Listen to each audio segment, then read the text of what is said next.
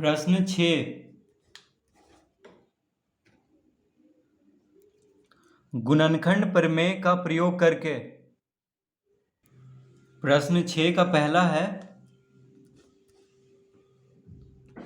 P square plus 2p² Q.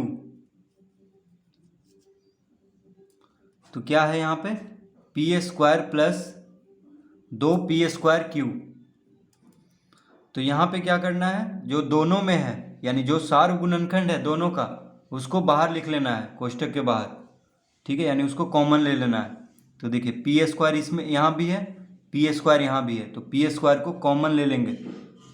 यानी जो दोनों में है उसको कॉमन ले लेना है, यानी जो दोनों का सार गुणनखंड है उसको कॉमन ले लेना है। क्या बचेगा, तो p² को कॉमन ले लिए तो कुछ नहीं बचा, तो एक तो जरूर बचेगा क्योंकि एक सभी का गुणनखंड होता है। तो p² कॉमन ले लिए तो एक बच गया यहाँ पे, प्लस p² कॉमन ले लिए तो क्या बच गया, p² यहाँ आ गया तो बस 2q बचा।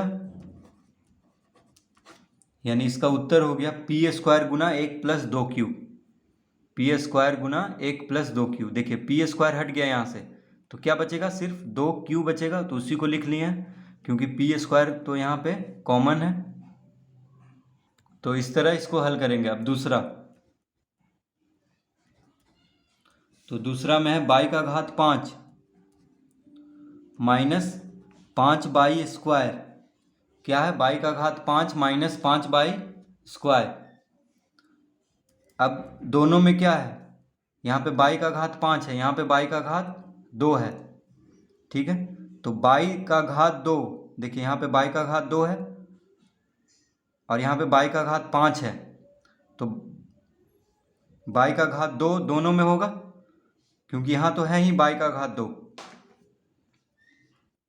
तो 5 बड़ा है कि 2 बड़ा है, 5 बड़ा है, यानी बाई का घात 2 इसमें होगा। तो बाई का घात 2 को कॉमन ले लेंगे। तो जब बाई का घात 2 कॉमन ले लिए तो यहाँ पे क्या है, बाई का घात 5 है, यानी बाई का घात 3 बच जाएगा। क्योंकि देखिए बाई का घात 3 गुना बाई का घात 2, बाई का घात 5 होता है, गुना में क्या करते हैं, घात को जोड़ते हैं, तो 3 2 5 हो जाता है।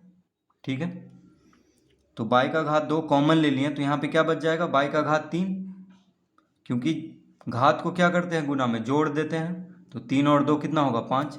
तो 2 जब कॉमन ले लिए तो 3 बचेगा, यानी घात 2 कॉमन लिए हैं तो घात 3 बच जाएगा, बाई का घात 3। अब यहाँ माइनस है, ये प्लस में है, देखिए ये माइनस है ये प्लस में है, तो प्लस माइनस क्या होता है, माइनस, तो यहाँ पे माइनस लिख देंगे। अब बाई² को कॉमन ले लिए तो 5 बच जाएगा यहाँ पे, यानी इसका उत्तर क्या हो गया, बाई² गुना बाई का घात 3 माइनस 5। इसका उत्तर हो गया बाई² गुना बाई का घात 3 माइनस 5।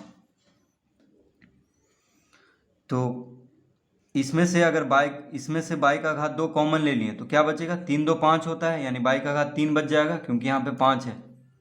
ठीक है,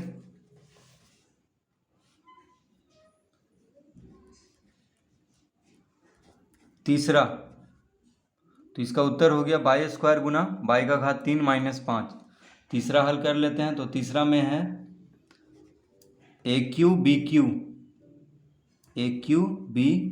यानी a का घात 3 b का घात 3 माइनस a² b²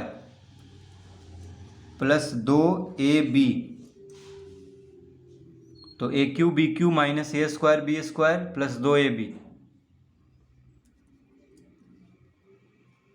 अब देखिए इसमें तीनों में, तो तीनों में क्या कॉमन है, यानी तीनों का सार गुणनखंड क्या है, तीनों का सार गुणनखंड क्या है।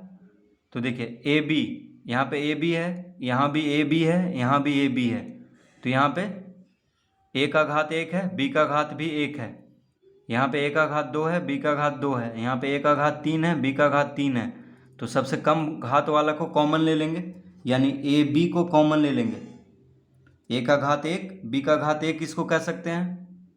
तो AB को जब कॉमन ले लिए तो यहाँ पे क्या बच गया, a का घात 2 बचा, एक कॉमन ले लिए, a का घात 1 कॉमन है, यहाँ AB कॉमन ले लिए तो यहाँ पे क्या बच जाएगा, a का घात 2 और b का घात 2, क्योंकि 2 1 3 होता है, यहाँ पे 3 है तो 2 और 1 3, यहाँ पे 3 है तो एक कॉमन ले लिए तो एक यानी 2 बचेगा, क्योंकि यहाँ पे 3 है तो ए भी कॉमन ले लिए तो क्या बच जाएगा इसमें से ए स्क्वायर बी स्क्वायर। यहाँ माइनस है, ये प्लस में है, देखिए ये माइनस है ये प्लस में है, तो प्लस माइनस क्या होता है माइनस, माइनस दे देंगे। अब ए स्क्वायर बी स्क्वायर में ए बी कॉमन ले लिए हैं तो क्या बचेगा, सिर्फ ए बी बच जाएगा, क्योंकि ए बी तो कॉमन ले लिया है। तो ए स्क्वायर बी स्क्वायर में ए बी कॉमन ले लिए हैं, यहाँ पे घात 2 है तो एक एक बच जाएगा यानी ए बी बच जाएगा। अब यहाँ प्लस है, ये भी प्लस में है, देखिए ये प्लस है यहाँ प्लस में है तो प्लस प्लस प्लस लिख देंगे। अब ए बी कॉमन ले लिए हैं तो 2 बच जाएगा, यानी इसका उत्तर क्या हो गया, ए बी गुना A square B square minus A B plus 2, A B गुना A square B square minus A B plus 2। इस तरह हम इसको हल करेंगे।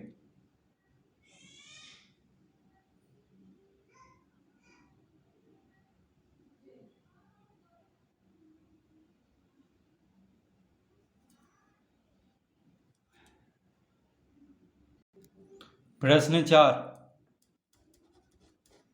तो प्रश्न 4 में है 3 P square Q square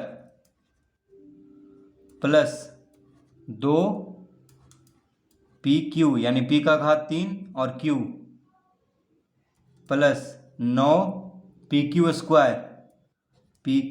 square. यह है प्रश्न। 3 P square Q square plus 2 P Q यानी 2 पी का घात 3 और Q plus 9 P Q square. तो अब इन तीनों में देखिए, इन तीनों में क्या कॉमन है, यानी तीनों का सार्वगुणनखंड क्या है।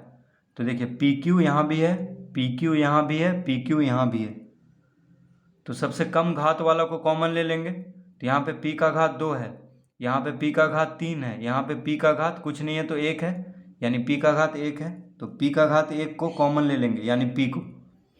अब q में देखते हैं, तो q का घात 2 है, यहाँ पे q का घात कुछ नहीं है तो 1 है, यानी q का घात 1 है यहाँ पे, और q का घात 2 है तो q का घात 1, सबसे कम घात वाला को कॉमन लेना है, यानी सबसे कम घात वाला सब में होगा तो q को कॉमन ले लेंगे, क्या बच जाएगा। तो अब देखिए यहाँ पे 3 पी स्क्वायर क्यू स्क्वायर है तो पी क्यू को कॉमन ले लिए तो यहाँ पे 3 बचेगा, और p का घात 2 है, p का घात 1 कॉमन ले लिए तो p बचेगा यहाँ पे, q का घात 2 में से q कॉमन हो गया तो q बच जाएगा। अब यहाँ पे देखिए प्लस है, ये भी प्लस में है तो प्लस का चिन्ह देंगे, पी क्यू कॉमन लिए हैं इसमें से तो 2 बचेगा यहाँ पे तो 2 लिख लेंगे। अब p का घात 3 है, p कॉमन लिए हैं, यहाँ पे p का घात 2 है यानी 3 है तो p का घात 2 बचेगा, क्योंकि यहाँ पे p का घात 3 है और यहाँ पे 1 कॉमन लिए हैं तो 2 बच जाएगा, यानी p स्क्वायर। q कॉमन ले लिए, देखिए q यहाँ पे है, q कॉमन ले लिए तो यहाँ पे कुछ नहीं बचेगा क्योंकि q तो इधर कॉमन हो गया है।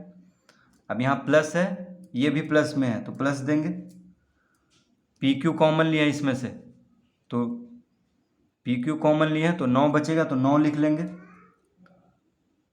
अब यहाँ पे p है, देखिए p को कॉमन ले लिए तो p यहाँ पे नहीं लिखेंगे क्योंकि p तो कॉमन ले लिए हैं। अब q स्क्वायर में से q को कॉमन लिए हैं, यहाँ पे q का घात 2 है तो q बच जाएगा, यानी इसका उत्तर क्या हो गया, पी क्यू गुना 3 पी क्यू प्लस 2, तो इसका उत्तर हो गया पी क्यू गुना 3 P Q plus 2 P square plus 9 Q. तो इस तरह से प्रश्न 6 हल कर लेंगे।